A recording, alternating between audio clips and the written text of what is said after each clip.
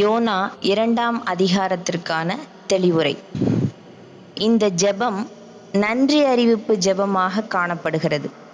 YONO மரணமடைந்து பாதாளத்திற்கு சென்று அங்கிருந்து ஜெபித்தார் என்றும் சிலர் கருதுகின்றனர். இவ்வசனங்களில் யோனாவின் விசுவாசத்தின் உறுதியை காண்கிறோம். இரட்சிப்பு கர்த்தருடையது. சரீர பாதுகாப்பும் போராட்டங்களில் விடுதலை தருதலும் ஆத்தும இரட்சிப்பும் ஆகிய யாவும் கர்த்தருடையவை. யோனாவை எங்கு வாந்தி பண்ண வேண்டும் என்றும் கர்த்தர் கவனமாக மீனுக்கு கட்டளையிட்டார். நடுக்கடலில் வாந்தி பண்ணி இருந்தால் யோனா கடலில் மூழ்கி இருப்பார். நமது விருப்பத்திற்கு மாறாக இருப்பினும் கர்த்தருடைய கட்டளைக்கு கீழ்ப்படிவதே நமது கடமை. யோனாவின் எண்ணங்கள் தேவனுடைய எண்ணங்களுக்கு மாறுபட்டிருந்த போதிலும், யோனா கர்த்தர் மீது அடிக்கடி வருத்தப்பட்ட போதிலும், கர்த்தருடன் மனத்தாங்கலாக பேசும் அளவிற்கு நெருங்கிய தொடர்பு வைத்திருந்தார். நாம் கர்த்தருடன் நெருங்கி வாழ்கிறோமா? அற்பமான இழப்புகளுக்காக எரிச்சல் அடைகிறோமா? ஆத்துமாக்களுக்காக பரிதவிக்கும் குணமுள்ளவர்களாக வாழ்கிறோமா? ஆத்துமாக்களை அழிவிலிருந்து மீட்பதற்காக நாம் என்ன செய்கிறோம்? தேவன் நம்மை எங்கு வைத்திருக்கிறாரோ, எங்கு அனுப்புகிறாரோ அங்கு அவரது அன்பை பற்றி கூறுவோமாக. யோனா 2ஆம் அதிகாரம். அந்த மீனின் வயிற்றிலிருந்து யோனா தன் தேவனாகிய கர்த்தரை நோக்கி விண்ணப்பம் பண்ணி, என் நெருக்கத்தில் நான் கர்த்தரை நோக்கி கூப்பிட்டேன். அவர் எனக்கு உத்தரவு அருளினார். நான் பாதாளத்தின் வயிற்றிலிருந்து கூக்குரலிட்டேன். நீர் என் சத்தத்தை கேட்டீர். சமுத்திரத்தின் நடு மையமாகிய ஆழத்திலே நீர் என்னை தள்ளிவிட்டீர். நீரோட்டம் என்னை சூழ்ந்து கொண்டது. உம்முடைய வெள்ளங்களும் அலைகளும் எல்லாம் என் மேல் புரண்டது. நான் உமது கண்களுக்கு எதிரே இராதபடிக்கு தள்ளப்பட்டேன். ஆகிலும் இன்னமும் உம்முடைய பரிசுத்த ஆலயத்தை நோக்குவேன் என்றேன். தண்ணீர்கள் பிராண பரியந்தம் என்னை நெருக்கினது. ஆழி என்னை சூழ்ந்தது. கடற்பாசி என் தலையை சுற்றி கொண்டது. பர்வதங்களின் அடிவாரங்கள் பரியந்தமும் இறங்கினேன். பூமியின் தாழ்பாள்கள் என்றென்றைக்கும் என்னை அடைக்கிறதா இருந்தது. ஆனாலும் என் தேவனாகிய கர்த்தாவே, நீர் என் பிராணனை அழிவுக்கு தப்புவித்தீர். என் ஆத்துமா என்னில் தொய்ந்து போகையில் கர்த்தரை நினைத்தேன். அப்பொழுது என் விண்ணப்பம் உமது பரிசுத்த ஆலயத்தில் உம்மிடத்தில் வந்து சேர்ந்தது. பொய்யான மாயையை பற்றி கொள்ளுகிறவர்கள் தங்களுக்கு வரும் கிருபையை போக்கடிக்கிறார்கள். நானோவெனில் துதியின் சத்தத்தோடே உமக்கு பலியிடுவேன். நான் பண்ணின பொருத்தனையை செலுத்துவேன். இரட்சிப்பு கர்த்தருடையது என்றான். கர்த்தர் மீனுக்கு கட்டளையிட்டார். அது யோனாவை கரையிலே கக்கிவிட்டது. Book of Jonah, chapter 2.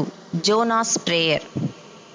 From inside the fish, Jonah prayed to the Lord, his God. He said, in my distress I called to the Lord, and he answered me. From deep in the realm of the dead I called for help, and you listened to my cry. You hurled me into the depths, into the very heart of the seas, and the currents swirled about me. All your waves and breakers swept over me. I said, I have been banished from your sight. Yet I will look again toward your holy temple.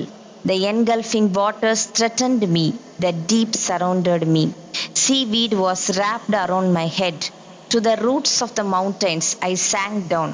The earth beneath barred me in forever. But you, Lord my God, brought my life up from the pit. When my life was ebbing away, I remembered you, Lord, and my prayer rose to you, to your holy temple. Those who cling to worthless idols turn away from God's love for them. But I, with shouts of grateful praise, will sacrifice to you. What I have vowed, I will make good. I will say, salvation comes from the Lord. And the Lord commanded the fish, and it vomited Jonah onto dry land. योना अध्याय 2. योना की प्रार्थना. तब योना ने उसकी पेट में से अपने परमेश्वर यहोवा से प्रार्थना करके कहा, मैंने संकट में पड़े हुए यहोवा की दोहाई दी और उसने मेरी सुन ली है. अदोला की उदर में से मैं चिल्ला उठा और तूने मेरी सुन ली. तूने मुझे गहरे सागर में समुद्र की ताह तक डाल दिया और मैं धाराओं के बीच में पड़ा था. तेरी भड़काई हुई सब तरंगे और लहरें मेरे ऊपर से बह गई. तब मैंने कहा, मैं तेरी सामने से निकाल दिया गया हूँ, कैसे मैं तेरी पवित्र मंदिर के ओर फिर ताकूंगा। मैं जल से यहाँ तक गिरा हुआ था कि मेरे प्राण निकले जाते थे। गहरा सागर मेरे चारों ओर था और मेरे सिर में सिवार लिपटा हुआ था। मैं पहाड़ों की चढ़ तक पहुंच गया था। मैं सदा के लिए भूमि में बंद हो गया था। तो भी हे मेरे परमेश्वर यहोवा, तूने मेरे प्राणों को गड्ढे में से उठाया है। तब मैं मूर्छा खाने लगा। तब मैंने यहोवा को स्मरण किया और मेरी प्रार्थना तेरे पास वरन तेरे पवित्र मंदिर में पहुंच गई। जो लोग धोखे की व्यर्थ वस्तुओं पर मन लगाते हैं, वे अपनी करुणा निदान को छोड़ देते हैं, परंतु मैं ऊंचे शब्द से धन्यवाद करके तुझे बलिदान चढ़ाऊंगा। जो मन्नत मैंने मानी उसको पूरी करूंगा। उद्धार यहोवा ही से होता है। तब यहोवा ने मच्छ को आज्ञा दी और उसने யோனா को स्थल पर उगल दिया. புத்தகங்கள் வாசிப்பதன் அருமை அதனை வாசிப்பவர்களைத் தவிர வேறு ஒருவருக்கும் தெரிந்திருக்க வாய்ப்பு இல்லை. இன்றைய தலைமுறையினருக்கு செயலிகளை பயன்படுத்துவதில் இருக்கும் ஆர்வம் செயலில் இல்லை. ஆப்புகளை அப்பா அம்மாவை விட அதிகமாக நம்புகிறார்கள்.